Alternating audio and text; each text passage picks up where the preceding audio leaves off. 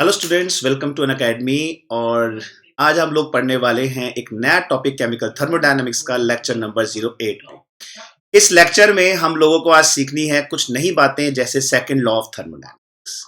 Last class में हम लोगों ने first law of thermodynamics, enthalpy, thermochemistry के बारे में सीखा था। अब हम लोग आज पढ़ेंगे पहले limitations of first law of thermodynamics और कैसे इंट्रोडक्शन हुआ था सेकंड लॉ ऑफ थर्मोडायनेमिक्स का। तो मैं शिव सेमवाल, और बिफोर स्टार्टिंग द लेक्चर मैं आप लोगों से कुछ बात डिस्कस करना चाहूंगा।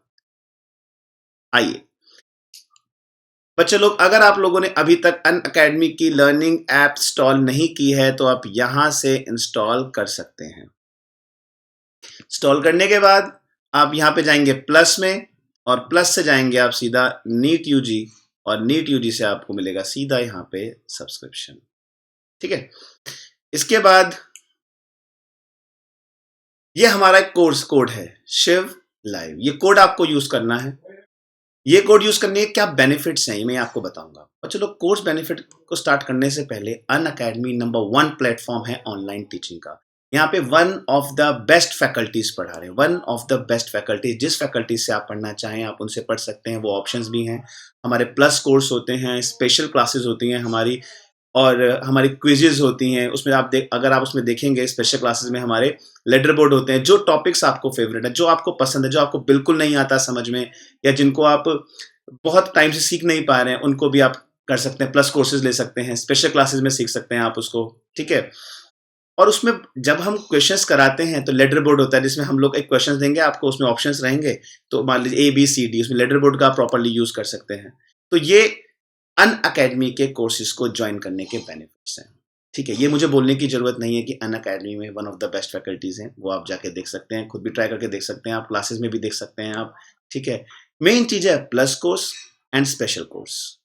जैसा आपको यूट्यूब में पढ़ाया जा रहा है वैसा ही आपको हर जगह पढ़ाया जाए, एकदम अच्छे और बेहतरीन तरह से। तो अगर आप लोगों ने अभी तक अन अकेडमी कोर्सेज नहीं लिए हैं तो आप जल्दी से उन कोर्सेज को ज्वाइन कर लीजिए। आप जल्दी से उन कोर्सेज को ज्वाइन कर लीजिए। ठीक है, तो इस इन कोर्सेज को लेने में मेरा एक कोड आपकी कैसे हेल्प करेगा ये मैं आपको बता देता हूं।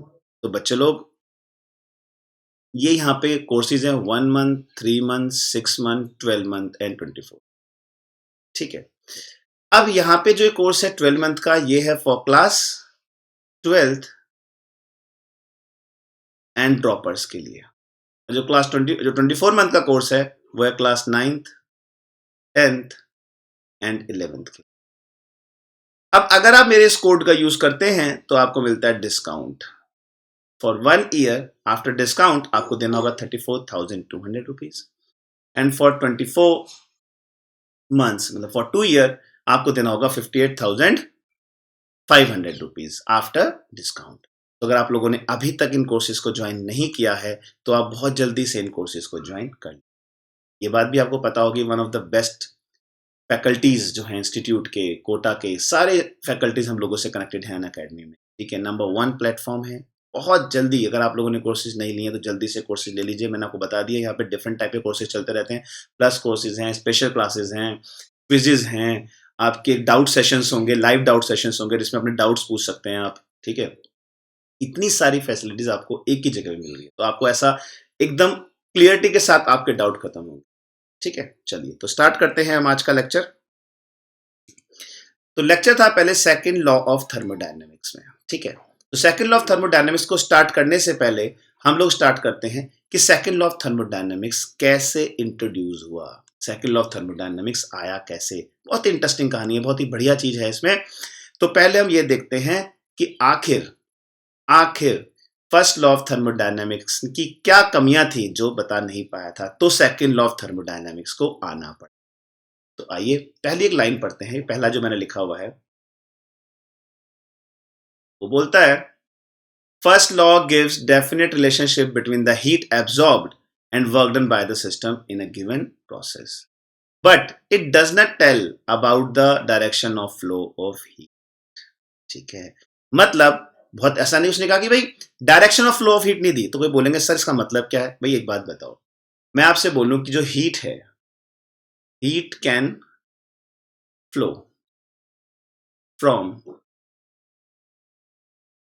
hot body to cold body. ठीक है, heat can flow from hot body to cold body, but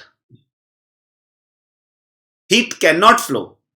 But heat cannot flow from cold body to hot body. Cold body to hot body.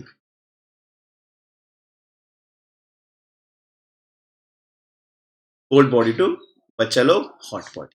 इस बात को आप नहीं बता पाएंगे कि जो हीट है वो फ्लो कर रही है हॉट बॉडी से कोल्ड बॉडी में, तो डायरेक्शन ऑफ हीट, इसके बारे में उसने कोई डिस्कशन नहीं किया था. इसके बारे में उसने कोई डिस्कशन नहीं किया था कि भाई हीट जो है फ्लो कर रही है हॉट बॉडी से कोल्ड बॉडी में, पर कोल्ड बॉडी से हॉट बॉडी नहीं. इसे कहते हैं डायरेक्शन ऑफ हीट. भाई एक बात बताओ, एक कप ऑफ कॉफी है, गरम गरम बिल्कुल, मैंने रख दी उसको, गरम है, थोड़ी देर बाद ठंडी हो जाएगी, क्या वो अपने आप गरम भी हो जाएगी? यही थी फ्लो ऑफ डायरेक्शन. ठीक है, आगे चलते हैं, आगे का पॉइंट देखते हैं. बच्चों लोग बहुत ध्यान से समझेंगे इसको, क्योंकि नीट इसके ऊपर बहुत, पता है थर्मोडायनामिक्स में एंट्रोपी, इस पॉइंट, ये अभी जो टॉपिक ये चल रहा है, इसके ऊपर थियोरेटिकल क्वेश्चन बहुत बनते हैं. तो एक एक कॉन्सेप्ट जो है क्रिस्टल क्लियर होना चाहिए, क्रिस्टल क्लियर होना चाहिए. चलिए बढ़ते हैं आगे अपने इस कॉन्सेप्ट में.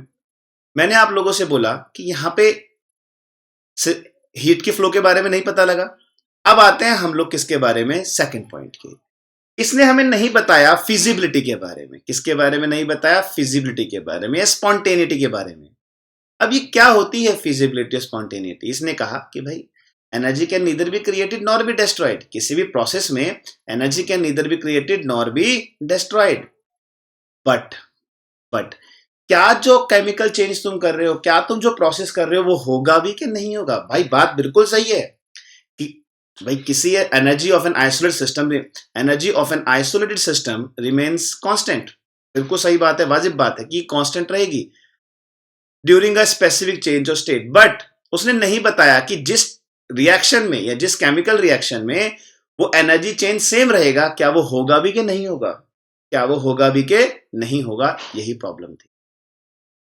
तो आपको याद रखनी है ये बात कि किसी भी प्रोसेस के बारे में बस उसने एक ही बात पढ़ा, energy can neither be created nor be destroyed. उससे पूछा हीट के फ्लो के बारे में बता, उसने कहा नहीं मुझे नहीं पता. नहीं पता था उसको, मतलब जस्ट बताने का तरीका है. दूसरा उसने कहा इस प्रोसेस में energy can neither be created nor be destroyed. फिर उससे पूछा कि अच्छा एक बात तो बताओ, क्या ये प्रोसेस होता भी है कि नहीं होता? तो उसने कहा पता नहीं. तो जो प्रोसेस हो सकता है या नहीं हो सकता है, ये होता है उसकी फिजिबिलिटी या स्पॉन्टेनिटी, या वो क्या था, स्पॉन्टेनियस प्रोसेस. ठीक है, चलिए तो ये दो पॉइंट हमारे हो गए, दो पॉइंट आपको क्लियर हो गए. अब आते हैं तीसरे पॉइंट. कहता है first law states that energy of one form can be converted into another form. ठीक है, अब समझिए इसका मतलब क्या है. बहुत इंटरेस्टिंग और बहुत ही बढ़िया चीज लिखी है इसने. इसने कहा कि एनर्जी को हम वन फॉर्म से दूसरी फॉर्म में कन्वर्ट कर सकते हैं. तो इससे पूछा गया कि एक बात बताओ भाई, तुम एनर्जी को एक प्रोसेस से दूसरे प्रोसेस में खर्च कर सकते हो, मान ली हमने ये बात. तो इसने बोला जितना भी वर्क डन है उसे आप हीट में कन्वर्ट करो. ऑल द वर्क डन, जितना भी वर्क है बच्चा लोग, आप उसे कन्वर्ट किस में करो, हीट में. और अब जो हीट है उसको आप कन्वर्ट करो वर्क डन में. तो एक बात बताऊं, वर्क डन को आप हीट में कन्वर्ट कर सकते हो, पर हीट को वर्क डन में कन्वर्ट नहीं कर सकते. बहुत सिंपल सा एग्जांपल है ये, देखिए आप बहुत सिंपल देख सकते हैं. ये देखिए वर्क डन कर रहा हूं, हीट हो गई. वर्क डन हो गया, हीट हो गई. देख रहे हो ऐसे वर्क डन, ये वर्क डन कर रहा हूं मैं हैंड से, तो हीट इसने प्रोड्यूस कर दी. पर अगर मैं आपसे कहूं कि हीट से वर्क डन करो, तो जरा बैठो एक बार, किसी भी आग के ऊपर बैठ के देखो क्या वर्क डन हो जाएगा? नहीं. तो एक एग्जांपल लेने का तरीका है कि क्या वर्क, जितना भी आपकी हीट है उसे आप कंप्लीटली वर्क डन में कन्वर्ट नहीं कर सकते विदाउट कंपनसेशन. आपको अगर मैं कोई एनर्जी दूं तो आप 100% उसे वर्क में कन्वर्ट नहीं कर सकते हो, बिल्कुल भी नहीं कर सकते हो. ठीक है, आइए अब आते हैं दूसरे पॉइंट पे. एक और इसका पॉइंट है, बड़ा इंपॉर्टेंट है. इसने बोला थोड़ा ध्यान दीजिएगा इस पॉइंट पे.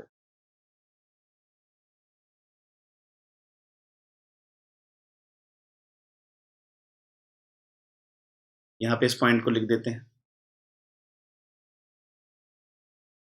अब इसका फोर्थ पॉइंट था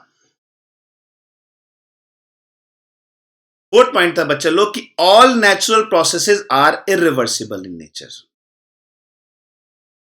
all natural occurring processes are irreversible in nature।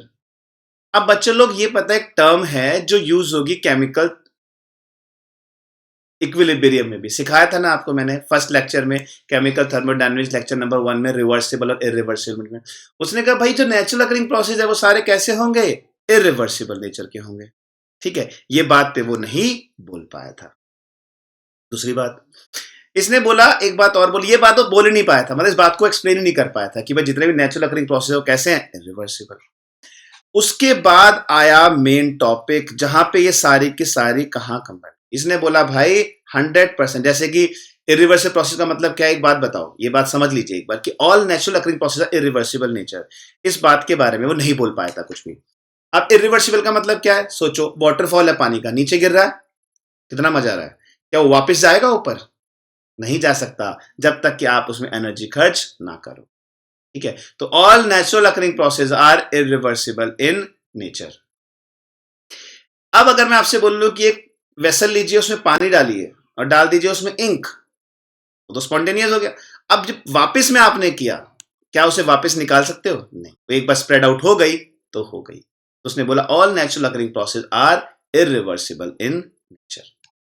आइए अब आते हैं फिफ्थ पॉइंट पे, इस पे आते हैं अपने फिफ्थ पॉइंट पे, लास्ट पॉइंट। बच्चा लोग नेट ये बोलता रहा 100% एफिशिएंट इंजन, जिसको बोलते हैं कार्नोट साइकिल। क्या बोलते हैं उसे, कार्नोट साइकिल।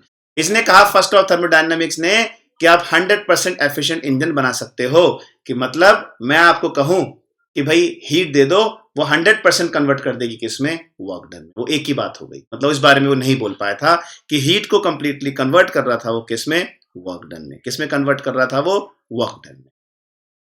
यहां तक क्लियर है? तो एक बार रिपीट करेंगे। पहला पॉइंट क्या कि हीट की डायरेक्शन के बारे में नहीं बता पाया।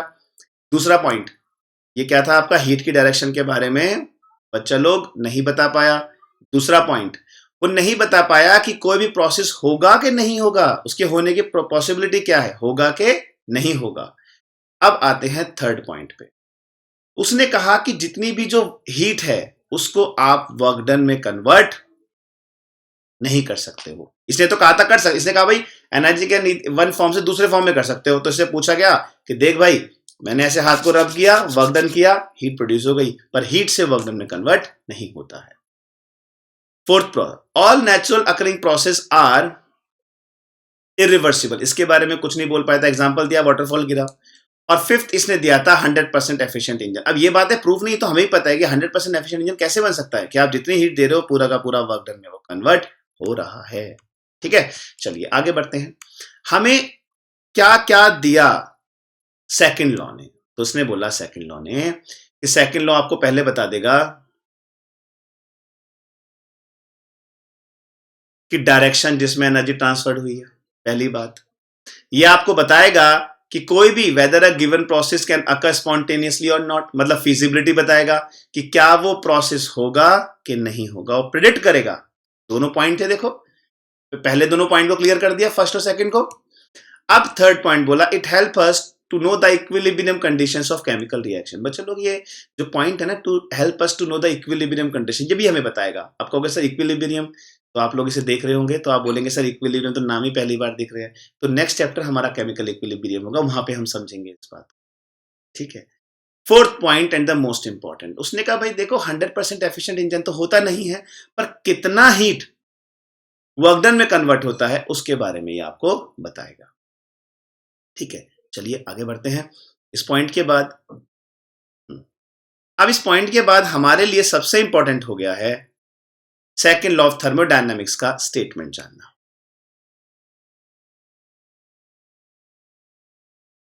सेकंड लॉ ऑफ थर्मोडायनामिक ने बोला it is impossible to convert heat into work done without compensation. भाई हीट को कंप्लीटली वर्क डन में आप कन्वर्ट नहीं कर सकते हो। हीट जो है कंप्लीटली वर्क डन में कन्वर्ट नहीं होगी, कुछ ना कुछ तो उसका लॉस होगा ही होगा, विदाउट कंपनसेशन नहीं कर सकते। मतलब ऊपर भी जो मैंने स्टेटमेंट लिखा है उसमें भी यही लिखा है कि भाई अगर आप लोगों ने कोई कॉफी गर्म थी, रख दी बाहर, ठंडी हो गई, वो अपने आप थोड़ा ना गर्म होगी, लगानी पड़ेगी आपको, दोबारा से करना पड़ेगा आपको उसको। तो इन शॉर्ट आप ये कहना चाहते हैं कि यहां पे ये पॉसिबिलिटी डिपेंड करेगी कि weather a given process is spontaneous और नॉन। यानी कि फर्स्ट लॉ से सेकंड लॉ आने का पहला रीजन यही था कि गिवन प्रोसेस आपका स्पॉन्टेनियस है, स्पॉन्टेनिटी है कि नहीं है, क्या वो प्रोसेस होगा भी कि नहीं होगा। तो हमारे लिए जानना जरूरी हो गया कि स्पॉन्टेनियस प्रोसेस होता क्या है, स्पॉन्टेनियस प्रोसेस होता क्या है। ठीक है, आइए तो हम लोगों का पहला स्टार्ट करते हैं स्पॉन्टेनियस प्रोसेस। बच्चे लोग बहुत ध्यान से, बहुत बढ़िया सिखाने की कोशिश करेंगे और आप भी इसको सीखने की कोशिश करेंगे। ठीक है, चलिए हमारा पॉइंट ये है पहला कि भाई स्पॉन्टेनियस प्रोसेस होता क्या है। तो बोलते हैं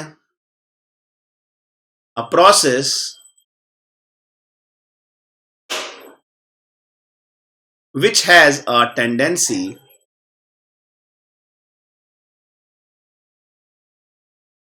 to occur। भैया कोई भी ऐसा प्रोसेस जिसकी टेंडेंसी हो अकर होने की, कैसे कैसे हो सकता है। Number one, bye its own, अपने आप हो जाए, बाय इट्स ओन अपने आप हो जाए। Number two, bye its own. Number two, by proper initiation, आपको एक बार इनिशिएट करना पड़े। And number three, under given conditions. बच्चों लोग बहुत बढ़िया बात है, ये सीखनी है हमें इसको अच्छे से कि जब मैं पहली कंडीशन लूंगा कि भाई बाय इट्स ओन, आपको कैसे पता लगे कि वो रिएक्शन हो रही है। ठीक है, तो आइए थोड़ा समझ लेते हैं इसको, एक एक पॉइंट को लिख के समझते हैं इसको। ठीक है, बाय इट्स ओन, क्या समझते हैं इसको, बाय इट्स ओन। भाई बाय इट्स ओन का मतलब तो मुझे आप ही बता देंगे, जो रिएक्शन अपने आप ही हो जाए। तो आइए पहले पार्ट की एग्जांपल ले लेते हैं। Number one, salt dissolution in water. अब आप बोलोगे भाई थोड़ा तो स्टिर करना पड़ेगा, salt dissolution in water. Number two, sugar in water, sugar dissolution in water. ठीक है, ये सब किसके एग्जांपल पढ़ रहे हो आप लोग, ये सब किसके एग्जांपल पढ़ रहे हो आप लोग, ये पढ़ रहे हो आप बाय इट्स ओन। आइए अब आते हैं सेकंड थर्ड पॉइंट पे, और क्या हो सकता है, बहुत सारे एग्जांपल है, कम नहीं है भाई। किसी भी इवेपोरेशन ऑफ वाटर, किसी भी रिवर में, इवेपोरेशन ऑफ वाटर किसी भी रिवर में ले लो, पॉन्ड में ले लो, किसी में भी ले लो, अपने आप पानी करता रहता है ना, इवेपोरेट अपने आप होता रहता है वो प्रोसेस। ठीक है, नंबर फोर्थ, ऐसे बहुत सारे हैं। प्रॉपर इनिशिएशन, दोनों के मैं एग्जांपल दे रहा हूं आपको ये। ठीक है, इसमें कंफ्यूज मत करना कि सर बाय इट्स ओन वाला क्यों दे रहे हो आप, है ना, ये तो अपने आप नहीं होता। ठीक है, बाय इट्स ओन और दोनों के मैंने आपको दे दिए, दोनों को लिखवाते जाएंगे हम लोग इसके अंदर। ठीक है, ठीक है, बाय इट्स ओन में भी ऐसा है। तो फिफ्थ में ले लेते हैं हम लोग, इवेपोरेशन ऑफ वाटर हो गया। बच्चे लोग melting of ice, melting of ice को भी आप ले सकते हो।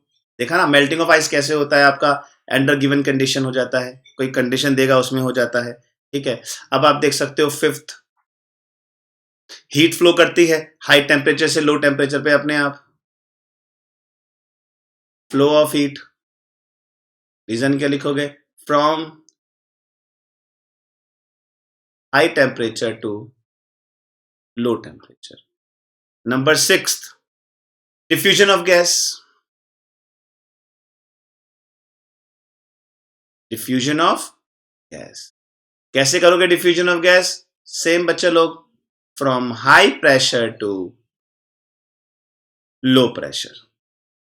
तो ये सारे एग्जांपल किसके थे, बाय आपके बाय इट्स ओन, जो अपने आप होते जा रहे थे, अंडर गिवन कंडीशंस में थे। ठीक है, चलिए अब हम कहेंगे कि भाई प्रॉपर इनिशिएशन, क्या करेंगे आप, प्रॉपर इनिशिएशन देना पड़ेगा आपको। तो आइए उसकी बात भी करते हैं, प्रॉपर इनिशिएशन की।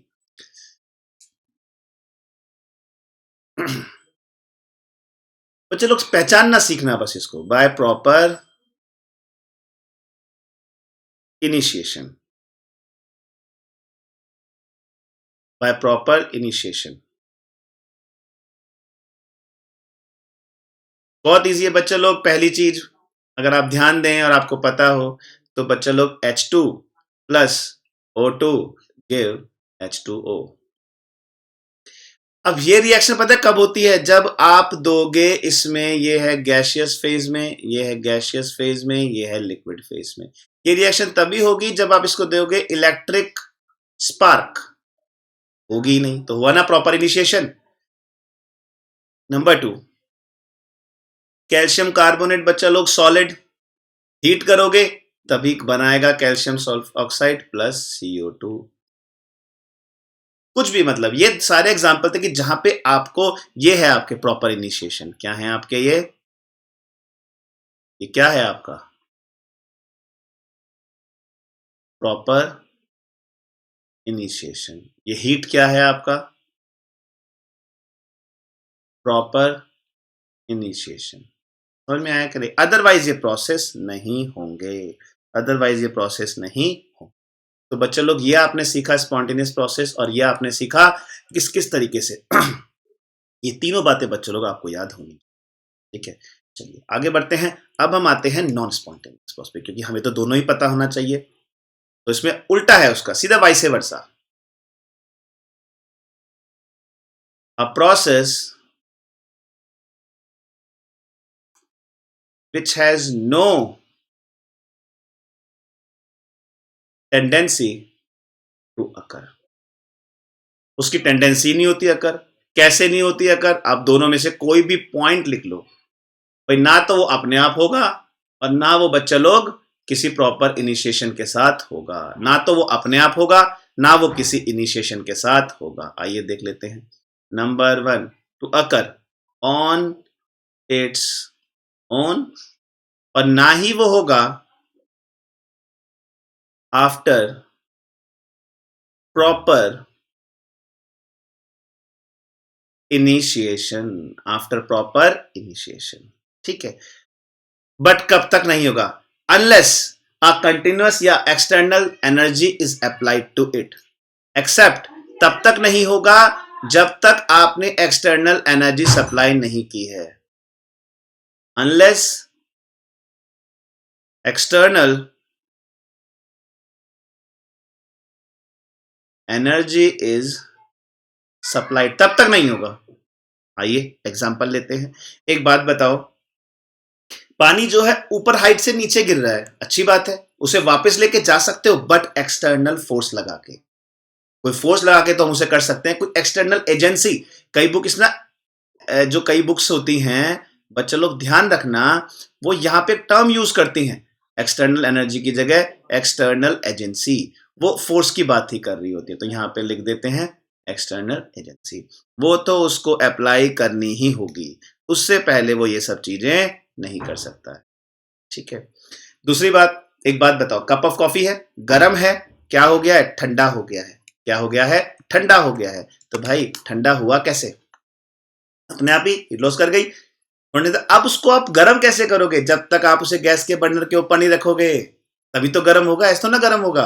तो ये हो गए नॉन स्पॉन्टेनियस प्रोसेस। ठीक है, चलिए अब हम फंस गए कि भाई हम कैसे पता लगाएं कि whether the given process, how to explain. अब क्वेश्चन हुआ हाउ टू डिसाइड, क्वेश्चन खड़ा हुआ कि how to decide that whether the given process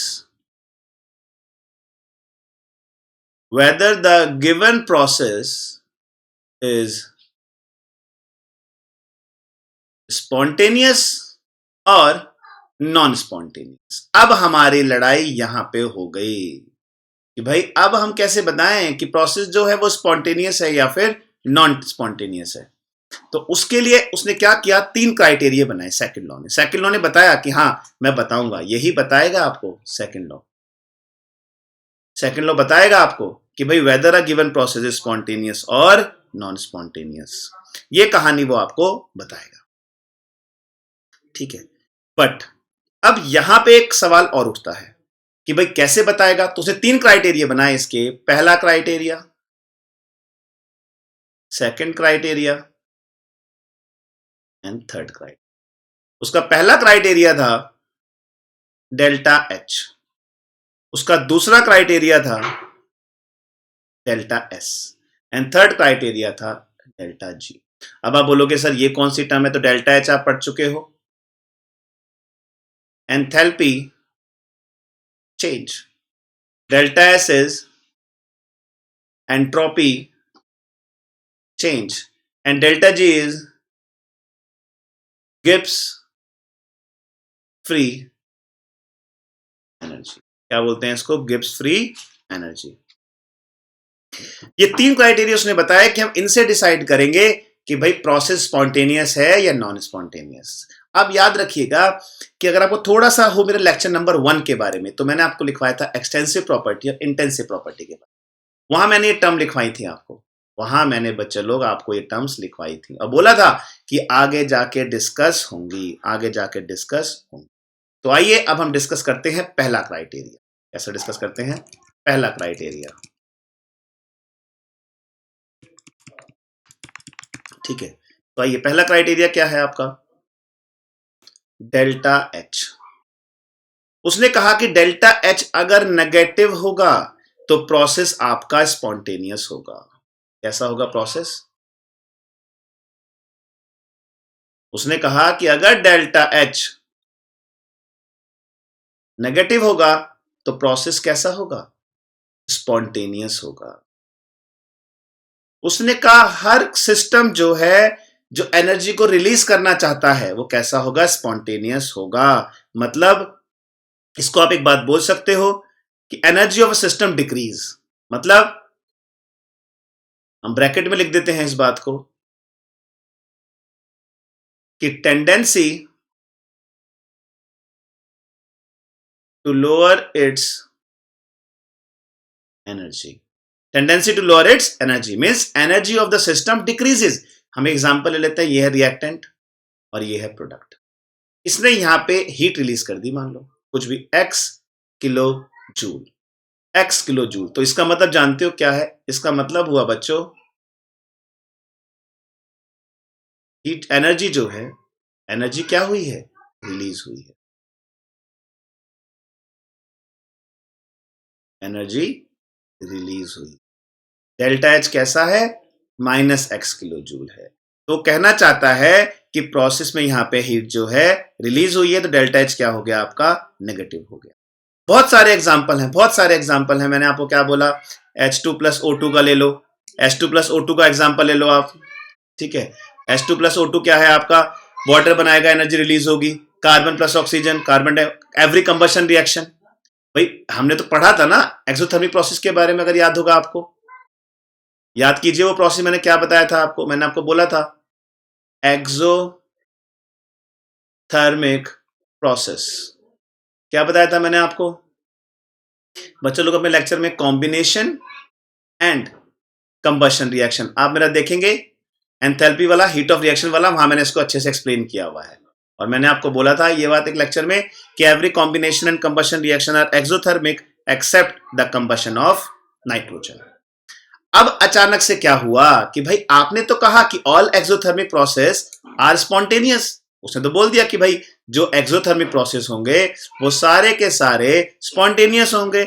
suddenly पता लगा अचानक से कि भाई एंडोथर्मिक प्रोसेस भी स्पॉन्टेनियस होते हैं, एंडोथर्मिक प्रोसेस भी क्या होते हैं, स्पॉन्टेनियस होते हैं। उसने कहा भाई एक एग्जांपल दो, तो उसने बिल्कुल दिया। उसने कहा भाई आइस से बना वाटर कैसा प्रोसेस है, डेल्टा एच पॉजिटिव है। आइस से बना वाटर, बच्चे लोग वाटर से बना वाटर वेपर, डेल्टा एच कैसा है, पॉजिटिव है।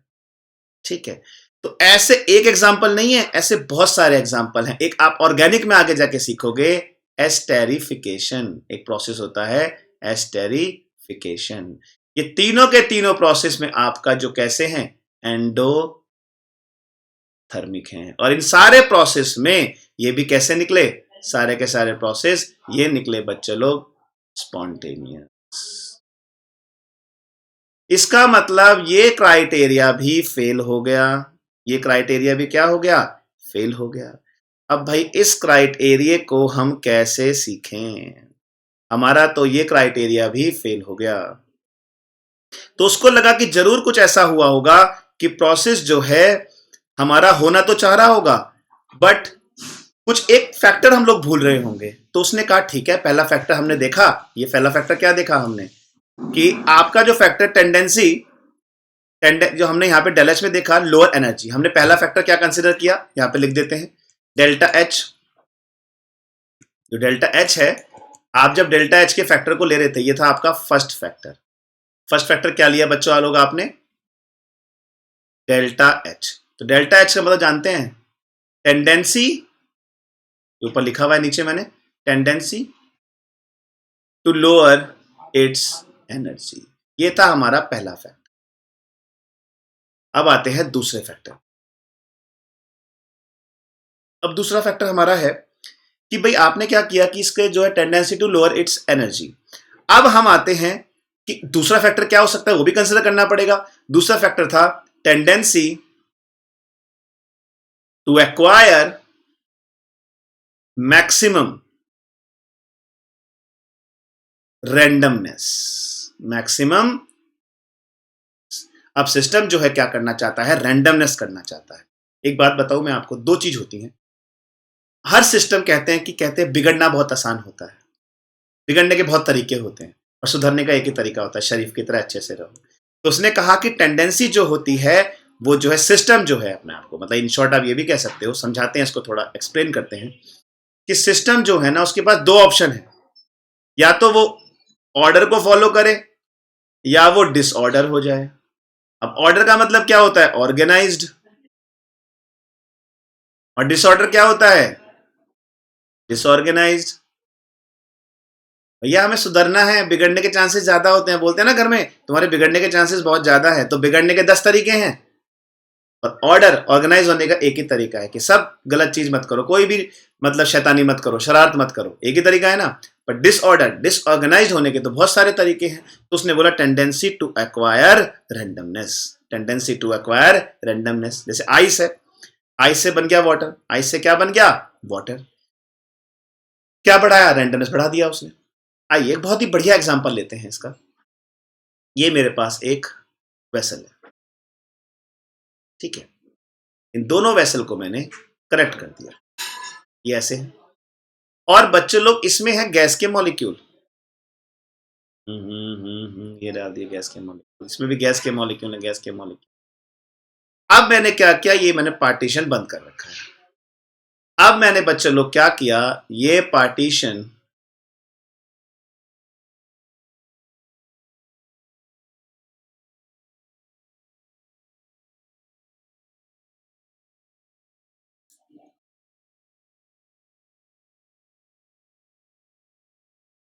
यहां से मैंने ये पार्टीशन बच्चे लोग खोल दिया। क्या होगा पार्टीशन खोलने से, क्या होगा पार्टीशन खोलने से, आइए वो देख लेते हैं, ठीक है। तो पार्टीशन खोलने से कुछ नहीं होगा, गैस के मॉलिक्यूल क्या करेंगे और डिसऑर्गेनाइज फंक्शन में आ जाएंगे। तो मैं यहां पे एक चीज बोल सकता हूं कि ये कैसा है, ऑर्गेनाइज्ड। और जैसे ही आपने किया, ये क्या हो गया, डिसऑर्गेनाइज्ड, डिसऑर्गेनाइज्ड। तो यही एक तरीका था जिससे maxim mixing of a gas, मतलब यहां पे आप बोल सकते हो इंटरमिक्सिंग ऑफ गैस, बच्चा लोग, intermixing of gas is spontaneous in, कैसा रहेगा, स्पॉन्टेनियस इन नेचर। अब हमारे लिए ये हो गया कि भाई रैंडमनेस का कौन सा ऑर्डर होता है, रैंडमनेस का कौन सा ऑर्डर होता है? उसने बोला कि all natural occurring process are spontaneous in nature, या all irreversible process are spontaneous in nature. अब मेरे लिए एक प्रॉब्लम आ गई कि भाई एक्चुअल में एंट्रोपी बताएगा क्या। तो मेरे लिए एक फैक्टर आया मेरे पास, वो था एंट्रोपी। क्या था वो? एंट्रोपी। ये हमें बताएगा कि क्या ऑर्डर है रैंडमनेस का, क्या है द डिग्री ऑफ डिसऑर्डर या degree of randomness is called entropy. आप इसे बोल सकते हैं, ये हमारे लिए मेजर करेगा, ये हमारे लिए मेजर करेगा कि कितनी रैंडमनेस है, कितनी रैंडमनेस है। टू मेजर रैंडमनेस, और क्या करेगा आपका ये डिसऑर्डर। इसने कहा कि अगर मान लीजिए आपका एंट्रोपी इंक्रीज करेगा तो रैंडमनेस भी इंक्रीज करेगी। तो प्रोसेस कैसा होगा?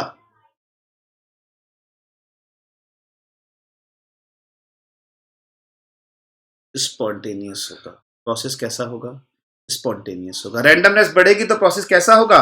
रैंडमनेस होगा। तो कोई भी प्रोसेस जो अपने आप थोड़ा पुश देने के बाद अपने आप हो जाए उसे हम क्या बोलते हैं? रैंडमनेस। आइए एक बात बताते हैं। तो यहां पे हम यूज करते हैं change in entropy, delta S, मतलब S final minus S initial. S final minus S initial. अगर कहीं लिख के दे दे कि डेल एस पॉजिटिव है, इसका मतलब है एस फाइनल ज्यादा हो गया एस इनिशियल से, तो इसका मतलब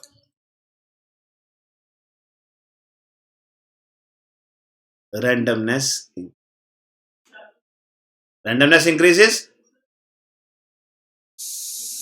एंट्रोपी इंक्रीजेस। तो प्रोसेस कैसा हो गया? स्पॉन्टेनियस। तो हम लोग बोल सकते हैं कि एंट्रोपी चेंज ज्यादा किस करेगा? Gas, then liquid and then solid. किसके लिए बोल सकते हैं हम लोग इसे एंट्रोपी चेंज? आपका एंट्रोपी चेंज किसके लिए बोल सकते हैं आपका हम? गैस का सबसे ज्यादा होता है एंट्रोपी, देन लिक्विड की होती है, और सबसे कम किसकी होती है? आपकी सॉलिड की। ठीक है, चलिए अब आके थोड़ा सा हम इन चीजों के बारे में और सीखते हैं। एक और चीज थोड़ा सा एंट्रोपी के बारे में हमें बोलनी है। बच्चे लोग देखिए, ए से बना बी, ये प्रोसेस कैसा है? स्पॉन्टेनियस है। मतलब रेंडमनेस बढ़ा, एंट्रोपी भी बढ़ा, तो डेल एस कैसा हो गया? पॉजिटिव। और अगर आपका डेल एस कैसा है? नेगेटिव, तो प्रोसेस कैसा होगा? Non spontaneous, non spontaneous process. ठीक है, डेल्टा एस नेगेटिव हो गया, मतलब रैंडमनेस डिक्रीज करेगा। रैंडमनेस डिक्रीज करेगा तो एंट्रोपी भी डिक्रीज करेगा। डेल एस कैसा आ जाएगा? ये था पहला पॉइंट, ये था सेकंड। अब आते हैं थर्ड पॉइंट पे। बच्चे लोग, एक प्रोसेस होता है जिसको हम बोलते हैं रिवर्सिबल। तो ध्यान देंगे इस प्रोसेस पे, और बार बार बोलूंगा, ये रिवर्सिबल इरिवर्सिबल आपको केमिकल इक्विलिब्रियम जो नेक्स्ट चैप्टर होगा वहां पे भी सिखाया जाएगा। एक प्रोसेस है ए और ये प्रोसेस है बी, ये साइन होता है रिवर्सिबल का। तो कहते हैं रिवर्सिबल में डेल एस होता है 0। अरे जो यहां, जो आपका इस डायरेक्शन में भी होना चाहे और जो आपका इस डायरेक्शन में भी होना चाहे, इसको बोलते हैं हम लोग रिवर्सिबल प्रोसेस। दोनों डायरेक्शन में होना चाह रहा है तो नेट एंट्रोपी चेंज क्या होगा बच्चे लोग? 0 होगा। एंट्रोपी चेंज कैसा होगा? 0 रहेगा। दूसरी बात, एंट्रोपी चेंज के बारे में ही हम यहां पे लिख देते हैं कि जो एंट्रोपी चेंज होता है डेल एस, ये कैसा फंक्शन होता है? State function. कैसा फंक्शन होता है बच्चे लोग? ये स्टेट फंक्शन। एंट्रोपी चेंज कैसा फंक्शन है आपका? स्टेट फंक्शन है। ये डिपेंड नहीं करता, ये किस पे डिपेंड करता है? इनिशियल एंड फाइनल कंडीशन पे, इनिशियल एंड फाइनल कंडीशन पे। एक ही बहुत ही बढ़िया क्वेश्चन है इसका, बहुत ही जबरदस्त क्वेश्चन मैं बताऊंगा इसका। आइए सब देखते हैं कैसे करना है उस क्वेश्चन को। हमारे पास एक पॉइंट है पी, पी से गए हम क्यू, क्यू से गए हम आर, और आर से आए हम S। ठीक है, उसने बोला आपसे calculate entropy change from P to S, P to S। ये हमें काम करते हैं, इसको थोड़ा सा और इजी कर देते हैं ताकि आपको प्रॉब्लम ना रहे। हमेशा माइंड में PQ रहता है ना, तो हम PQ के टर्म्स में लिख देते हैं इसको, है ना, तो इजी रहेगा आपके लिए समझ। इसे Q ले लेते हैं, इसे ले लेते हैं R और इसे ले लेते हैं S। तो आपको एंट्रोपी चेंज निकालना है P टू Q पे। अब इसने गिवन दिया है, ऑप्शन दे दिया, ऑप्शन नहीं हमें पता, हम ऑप्शन नहीं देंगे इसमें, सीधा सॉल्व करवाएंगे इसको। तो उसने कहा जो एंट्रोपी चेंज है वो P से R में वो है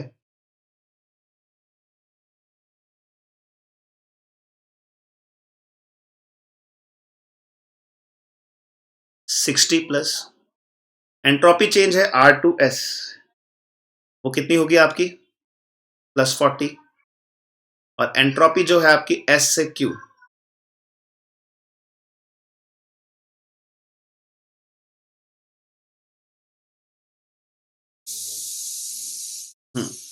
तो पहले हमने दे दिया P से Q, P से R दे दिया हमने, दूसरा दिया हमने R से S, और लास्ट हमने दे दिया Q से S। कितना दिया है प्लस 20।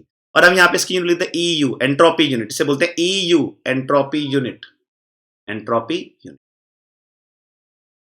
तो आइए चेक करते हैं कैसे निकालेंगे। तो आप एक बात बताइए, क्या मैं इसको नहीं लिख सकता, क्या मैं इसको नहीं लिख सकता एसपी को कि SR minus SP is equal two plus 60? क्या मैं नहीं लिख सकता SS minus SR is equal two plus 40? क्या मैं नहीं लिख सकता SS minus SQ is equal two plus 20? ठीक है, अगर आप ध्यान दें मैं इन सबको आपस में ऐड कर दूं तो मेरा काम बन गया, बट आप एक काम करें, इसको रिवर्स कर दीजिए, SQ minus SS is equal to minus 20। अब आप ध्यान से देखिए, इक्वेशन 1, इक्वेशन 2 एंड इक्वेशन, यहां लिख देता हूं, बाय एडिंग इक्वेशन 1, 2 एंड क्या होगा, देखो यहीं लिख देते हैं, ही कर देते हैं इसको, ध्यान से देखिएगा जरा इसको, ठीक है, आपको समझ में आ जाएगा ये, ठीक है, आपको समझ में आ जाएगा यहां से ये, ठीक है। इसमें देखिए, इसमें देखिए, इसमें देखिए, देखिए SS से SS वाला कैंसिल हो गया, SR से SR वाला कैंसिल हो गया, क्या बचा आपका, बचा SQ minus SP is equal to 60 plus 40 minus 20 plus 80, SQ minus SP, और क्या हुआ SQ minus SP, delta SP2। समझ में आया बच्चों लोग, कितना इजी क्वेश्चन था, सबको समझ में आया क्वेश्चन कैसे करना है ये वाला, सबको समझ में आया कि नहीं आया ये बात, सबको क्लियर हुआ? चलिए आगे बढ़ते हैं हम इस क्वेश्चन में। अब हमारे पास आता है कि एंट्रोपी चेंज के बारे में थोड़ा सा हम लोगों को डिटेल पढ़नी है, एंट्रोपी चेंज के बारे में हमें थोड़ी सी डिटेल पढ़नी पड़ेगी। चलिए आगे चलते हैं।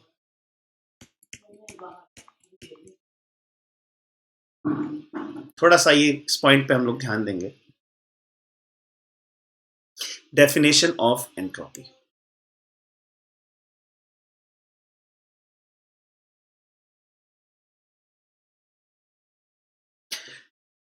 डेफिनेशन ऑफ एंट्रोपी में बोलता है कि एंट्रोपी तो ने पढ़ लिया, डिग्री ऑफ रैंडमनेस, तो उसने फॉर्मूला दिया कि भाई ds is equal to dq by T, dq by T. Usually पता है हम लोग क्या काम करते हैं कि जो डेल्टा s होता है उसका फॉर्मूला होता है डेल्टा q बाय टी, पर हम ज्यादातर इसको यूज करते हैं ds is equal to dq by, हमने ये प्रोसेस यूज करना है। अब यहाँ पे दो चीजें हैं, टेम्परेचर कांस्टेंट रहेगा, प्रोसेस एंडोथर्मिक है Q पॉजिटिव हो जाएगा, प्रोसेस एक्सोथर्मिक है तो Q कैसा हो जाएगा, नेगेटिव हो जाएगा, ठीक है। तो आइए दो चीजें हमारे पास पता होनी चाहिए कि हमारे पास दो टाइप के सिस्टम है, एक है हमारे पास आइसोलेटेड और एक है हमारे पास यहाँ पे भी कि फाइनाइट चेंजेस के लिए the total entropy change for the system and surrounding for spontaneous process हमेशा कैसा रहेगा, del S greater than 0। Del S कैसा रहेगा हमेशा सराउंडिंग का, मतलब ऐसे भी लिख सकते हैं इसको डेल एस यूनिवर्स या del S total is equal to del S system plus del S surrounding. तो डेल एस टोटल क्या आएगा? Del S system plus del S surrounding. मतलब कि जो एंट्रोपी ऑफ द यूनिवर्स है या टोटल एंट्रोपी है वो हमेशा कैसी रहेगी? पॉजिटिव रहेगी। और अगर आपका सिस्टम रहा इक्विलिब्रियम में, सिस्टम कैसा रहा आपका? इक्विलिब्रियम में, तो एंट्रोपी कैसी रहेगी? चेंज इन एंट्रोपी आपकी जीरो रहेगी। तो आइए ये बात हम लोग यहां से भी समझ लेते हैं। ये रिवर्सिबल प्रोसेस है, एंट्रोपी है। तो आइए इस प्रोसेस को समझाने के लिए मुझे आपको कुछ चीजें बतानी पड़ेंगी। ठीक है, सब ध्यान से देखेंगे इस सिस्टम को। ठीक है, तो स्पॉन्टेनियस के लिए एस टोटल, ये मैंने यहां पे क्लियर कर दिया है आपको। थर्मोडायनेमिक एंड यहां पे ये देखिए एंट्रोपी कैसा रहेगा? वो रहेगा ग्रेटर देन जीरो। इसे आप रिवर्सिबल ही बोल सकते हैं। कैसा प्रोसेस भी बोल सकते हैं आप इसको? Reversible process, irreversible, sorry. कौन सा प्रोसेस है ये? Irreversible process. मैंने बताया था ना आपको, all natural occurring process are क्या होते हैं आपके? इरिवर्सिबल। तो आप इसको बोल सकते हो irreversible process. All natural occurring process are irreversible in nature. ठीक है, तो अब ऐसे क्वेश्चन में हमने बोला कि जितने भी नेचुरल अकरिंग प्रोसेस हैं वो सारे के सारे कैसे हैं? इरिवर्सिबल है। तो डेल एस कैसा रहेगा उसके लिए? पॉजिटिव रहेगा।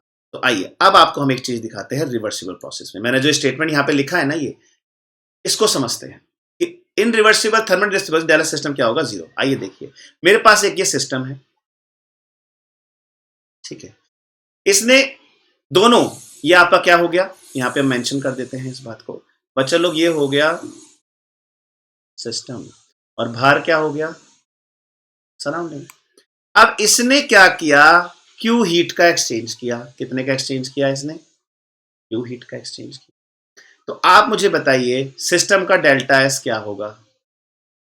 सिस्टम का डेल्टा एस क्या होगा? आइए देख लेते हैं।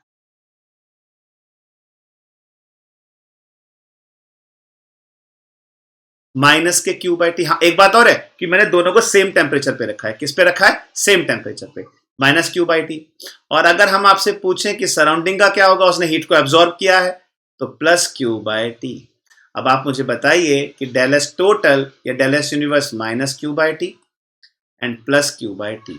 बच्चा लोग, ये आ गया आपका, यानी कि एंट्रोपी चेंज हमेशा कितना रहेगा आपका? Zero for reversible process. पर वो कैसा होना चाहिए? आइसोथर्मल प्रोसेस होना।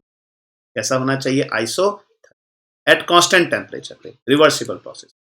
तो आइए सबसे बेस्ट क्वेश्चन जो हमेशा पूछा जाता है हम यहां पे लिख देते हैं, ये है reversible process. Reversible process, reversible process में मैंने पहला ले लिया था क्या? Isothermal condition.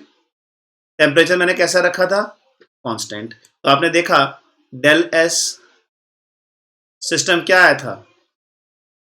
Q by T. Del minus के क्यू बाई टी थे। और डेल एस सराउंडिंग क्या था? Plus Q by T. और डेल एस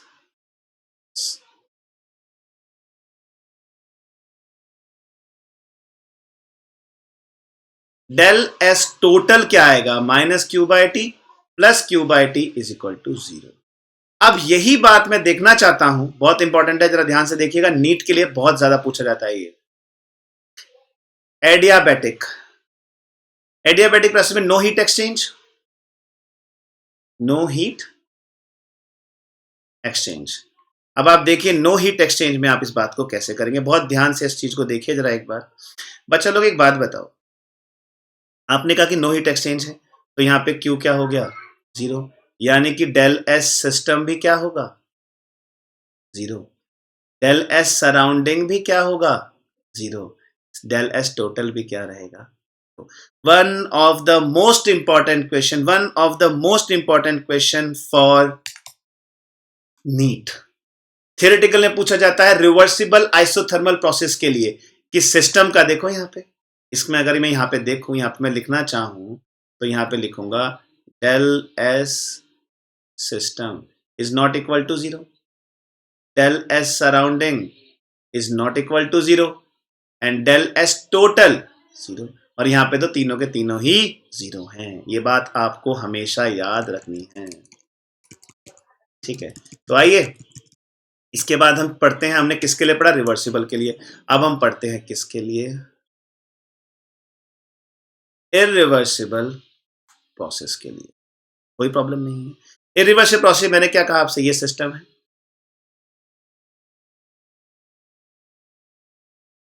ये क्या है, सिस्टम टेम्परेचर T1 पे, ये है सराउंडिंग टेम्परेचर T2 पे। अब मान लो हीट का सप्लाई यहां से जा रहा है, हीट का सप्लाई क्या जा रहा है, क्यू, यहां से जा, DQ ले लो, DQ लो, वहां पे भी DQ ले सकते थे, कोई प्रॉब्लम नहीं है। तो del S system minus DQ by T1, heat flow इस डायरेक्शन में हो रहा है। Del S surrounding minus DQ by T2 बच्चा लो, एंड डेल एस टोटल या डेल एस यूनिवर्स क्या होगा, होगा माइनस के, सॉरी ये प्लस आएगा, प्लस आएगा बच्चों, प्लस आएगा, ये एब्जॉर्ब कर रहा है, माइनस के DQ1 bye T1 plus DQ2 bye T2। तो जब आप इसका डेल एस टी निकालोगे तो आपका DQ2 को बाहर लिख लो, और यहां पे आएगा T1 minus T2 bye T1 T2।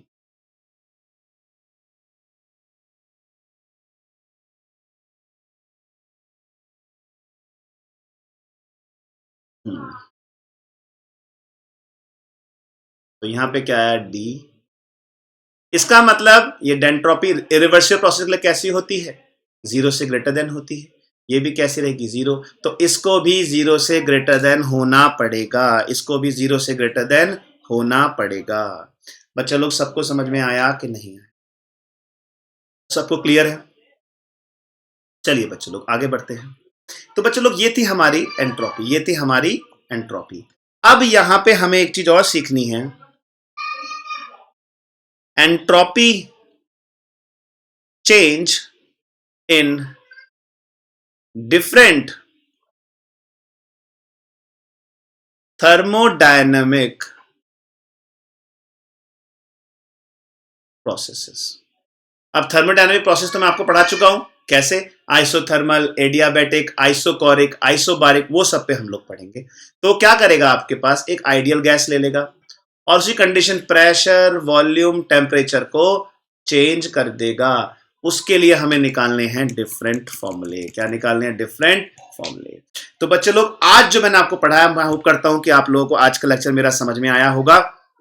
And बच्चे लोग सेकेंडली नेक्स्ट लेक्चर में पढ़ाने वाला हूं मैं एंट्रोपी डिफरेंट प्रोसेस के लिए न्यूमेरिकल्स करेंगे और आपका गिब्स फ्री एनर्जी करेंगे, और ये चैप्टर हम लोग इसमें खत्म करेंगे। तो आप लोग यहां तक रिवाइज करके आइए। अब जो लोग नहीं पता, एक बस को ध्यान से देखिएगा कि अनअकैडमी लर्निंग ऐप आप यहां से इंस्टॉल कर सकते हैं बच्चों, और आप यहां से जाएंगे बच्चों प्लस पे, और प्लस से जाएंगे आप किस पे, नीट यूजी पे, और नीट यूजी में जाएंगे आप सब्सक्रिप्शन पे। उसके बाद ये आपके पास कोड है शिव लाइव। इससे क्या बेनिफिट है बता चुका हूं बच्चों। ये कोर्सेज है 1 month, 3 month, 6 month, 12 month, 24। 12 month का कोर्स है बच्चों 12th क्लास के लिए और ड्रॉपर्स के लिए, ठीक है। और 24 मंथ का जो कोर्स है वो है आपका class 9th, 10th and 11th के लिए। अगर आप मेरे इस कोड का यूज करते हैं तो आपको मिलता है discount. For 1 year you have to pay 34,200 rupees, and for 2 years you have to pay 58,500। बच्चों लोग ये मेरा कोड है, इस कोड का यूज करना बिल्कुल ना भूलें। और मैं आपको पहले ही बता चुका हूं कि अनअकैडमी नंबर 1 प्लेटफॉर्म है ऑनलाइन टीचिंग के लिए। यहाँ पे स्पेशल क्लासेस होती हैं, एंड आपका प्लस कोर्सेज हैं जिसमें आप जिस फैकल्टी चाहें उसका आप कोर्स ले सकते हैं, उससे आप पढ़ सकते हैं जिससे आपको पढ़ना अच्छा लगता है। स्पेशल फ्री क्लासेस होती हैं जहाँ पे आपको टीचर्स क्लासेस लेंगे, लेडर बोर्ड है, क्विज है, वहाँ पे आप ये भी देख सकते हैं किस फैकल्टी की। वैसे तो सारे फैकल्टी बहुत बेस्ट है, पर आपकी चॉइस रहेगी।